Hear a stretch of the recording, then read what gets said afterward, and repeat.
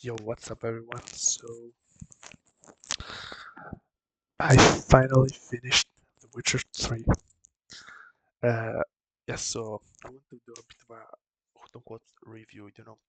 I finished the base game. I still have the two DLCs to go through, and yeah, opinion of the game. Yeah, it's a damn good game. Is it that freaking masterpiece that everyone else was talking about? Eh, I don't know, man. Like, it's a very good game. I'm not gonna lie, but honestly, I think it's not like a 10 out of 10. Either it's not a 10 out of 10 or the other two Witcher games were actually secretly 10 out of 10. Because I honestly think this is like the worst game out of the trilogy in terms of main story. Yes, I said it.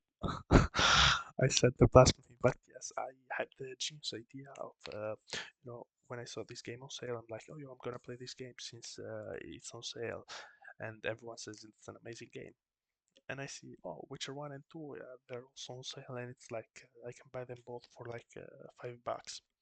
So I buy them, and then I'm like, should I just play the good game and then maybe go back to the others? And then I'm like, nah, I gotta watch it in order of I gotta play it in order of release.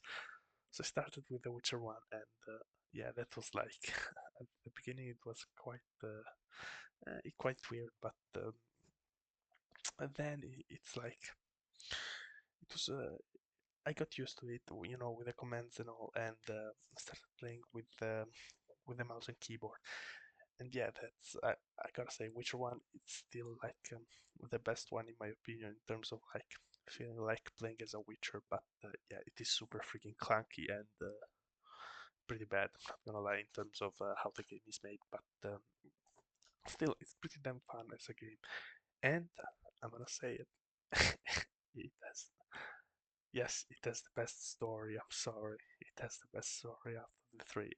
I'm pretty sure Witcher 1 and 2 are not like canon and stuff, and I'm pretty sure The Witcher 3 is in some sense, but yeah, Witcher 1, it's the best one. It's the worst game, but it's the best one in terms of like story and feeling, I will say. But yeah, and Witcher 2, oh my god, I can't believe I'm saying it. It's the second best one in terms of story. Again, this one is the worst one. The Witcher one was pretty clunky, but like I felt like the Witcher 2 is the worst one to play. It's I also played it with the mouse and keyboard, and after I finished the game, I discovered that you could actually play it with a controller. So that would have been useful. But yeah, the game like also I played the Witcher one on hard difficulty because there's only three difficulties, so I picked the hardest one, hard. At the beginning it's pretty hard, but at the end of the game it's pretty easy. Witcher 2, started playing the game and I tried to play it on like very hard, which is like four difficulties, and then there's like the fifth one, which is the permadeath one. If you die, you're dead. So I tried to play it on very hard. way, way too difficult for me. Then I'm pretty sure I played it on normal, either normal or hard, but I'm pretty sure it's normal because I was like, yo, fuck this. And yeah, also because like the combat, it's the clunkiest one, I would say. Like the first one, yeah, it's bad, but it's like for its time, it's like you have to expect that. But The Witcher 2, like, and it felt the worst to play. I'm not gonna lie, but still, second best one in terms of story. Even though again, it's not canon. Then we come to The Witcher 3. Finally, I'm able to play it with a controller. And yeah, the game is like I didn't play it on like max graphics and stuff. I have a shitty ass PC, but it still look good. But you know, I'm not one to like, oh my god, this game is beautiful. Like maybe I did a bit at the beginning, but after a while, it's like, eh, it's not like I could. I was like, oh yeah, let me stay here. Like, but yeah, also one thing is like all three games have a fuck ton of backtracking. I'll say this because like at least in The Witcher 3 they put on teleports, but it's still pretty annoying to travel around. Maybe I'm not the best at like optimizing the time between missions and stuff, but yeah, I mean the story it was alright, but like yeah, they like focus on Siri and Jennifer. And it's like I don't give a fuck about those two. Like the other two were like a bit better. There's a story because it focused on like the conflict. In the first one between like the different faction. In the second one, it's like the war between kingdoms and stuff. And the third one, yeah, there's also that, but it's in the background. Like the the strongest part of The Witcher 3 is like the beginning half, like before you find Ciri. Yes, the Baron quest line and that stuff. That's the best part, I will say, in terms of base story. And but where The Witcher 3 like 100% shines the other two games is definitely the side quests. The side quests, they're freaking so much better than the other two games. But of course, like, so yeah, if you take like main storyline, The Witcher 3, it's not bad, but it's not as good as the other two, in my opinion. But the side quests, yeah, those are amazing. Also, the mini games. Gwent is the best mini game in all of the three games. You know, the nice mini game, it's pretty good, but eh, in the second game I didn't know how to reset, so it was kind of annoying. But yeah, like mini games, dice game in the first one, punching game in the second one, and Gwent is like gold, gold game mode. I did play the third one on like I started on normal, and I saw that you could change difficulty like mid game. Maybe you could have done it also in the other two, but I didn't check. And yeah, I started normal. It was way too easy. I put it on like hard. It was a bit more difficult. Like you had to like at least dodge and stuff, but yeah, after you like over level of 1 to 2 levels, it's like super easy. I then tried to put it on like very hard, but yeah, no, the enemies had way too much health. You had to stay there for like a bunch of times. So I was like, no, I'm just gonna play it on hard mode and like just gonna enjoy the story.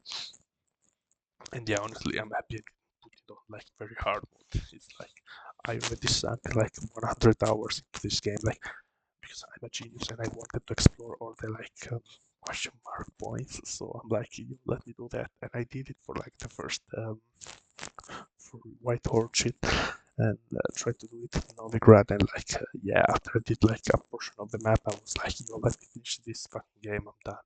So I just did the quests. You know, I did do all the quests that I could find, but yeah, no more exploring. So yeah, I finished the game, and I will say this: weakest main story, best side quests, best of course like feel of the game because I also played it on a controller, so yeah, it felt fucking great. But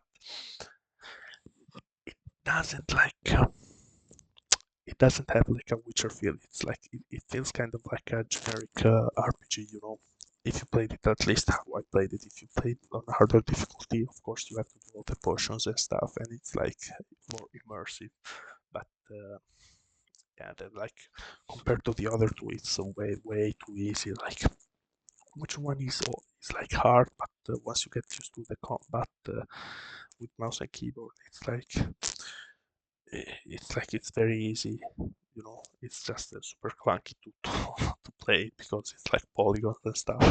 Witcher 2 is like by far the hardest one. That the combat is like fucking so clunky. That game is like it's kind of like Dark Souls 2. I would say like it's like the Dark Souls 2 of The Witcher. Ironically, it's also the second. Yeah, The Witcher 3 has the best combat by far, and makes it actually really easy to like make potions and those things. And yeah, also like Witcher 2, the meditation system is fucking shit.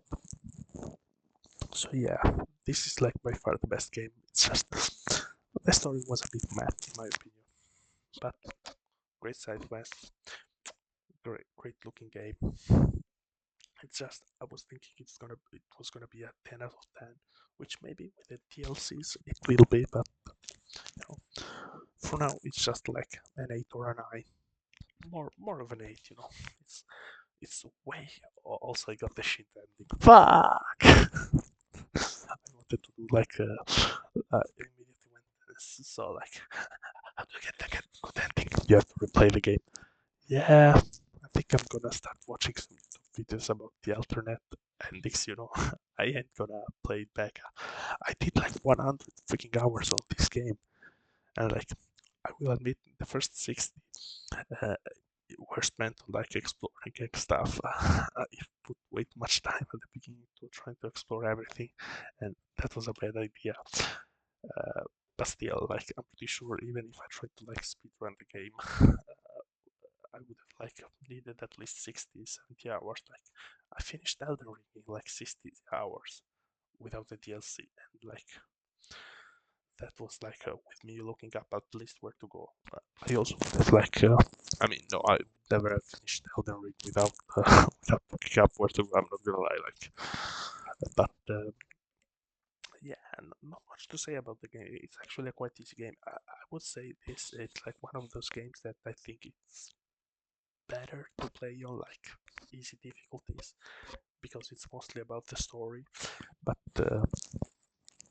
yeah, you can also. I'm pretty sure you're gonna enjoy it more if you play it on hard difficulty. But yeah, if you wanna enjoy the story, which is the strongest part of the game, just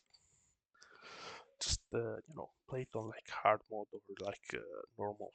You're gonna have a really easy time. It's like the only two hard enemies in the whole game were like the two final bosses. Uh, yeah, it was also like kind of hard at the beginning when I wasn't over leveled for everything, but after that, piece of cake. So yeah, is it actually that good of a game as everyone says? 10 out of 10.